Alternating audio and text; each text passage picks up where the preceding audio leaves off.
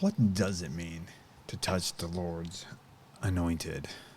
It actually comes from this passage in 1 Samuel 24, where Saul is chasing David around, trying to kill him, and David's running away and hiding. And then there's this case where Saul gets really close, and David can sneak up on him, right, basically. And so David cuts off a piece of his robe, and then he shows it to him, and he says, he says this in verse 6.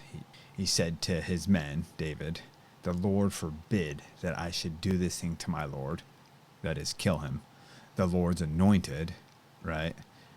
So that's a big reason why he wouldn't do it, because he's God's anointed, "to put out my hand against him, seeing he is the Lord's anointed." So David won't put out his hand against the Lord's anointed. And this gets communicated I grew up in charismatic churches, in these circles where it really means don't question the pastor or say anything negative about him. Doesn't matter if he really did negative stuff, don't say it, because you're touching the Lord's anointed. If he molested people, you better not say it, gossip about it, because hey, that's touching the Lord's anointed. You let the Lord deal with it. You don't ever question this guy. That's how this gets interpreted and theologized to the masses. Yeah, but that's not what this passage is saying at all. It's a complete abuse of the passage. What it's talking about is physically killing somebody, right? And the anointed one in this case isn't just any pastor, anybody, any minister ever, anybody. It's the person who's supposed to be king. So it's don't kill the king. Literally the king. Like, don't kill the president, right?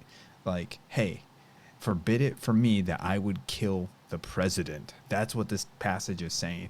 And your pastor isn't the president. He's not the king of the church. It's ridiculous to make this comparison, but it so often gets made.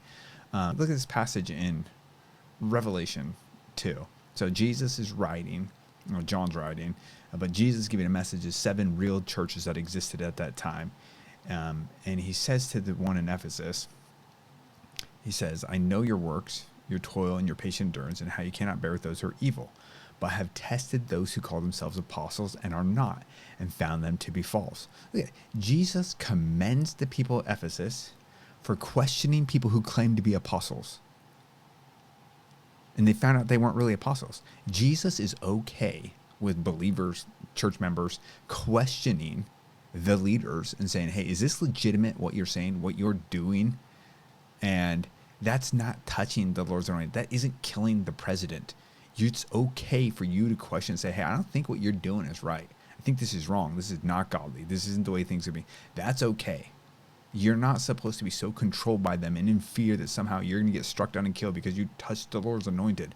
That's bogus hogwash that they made up.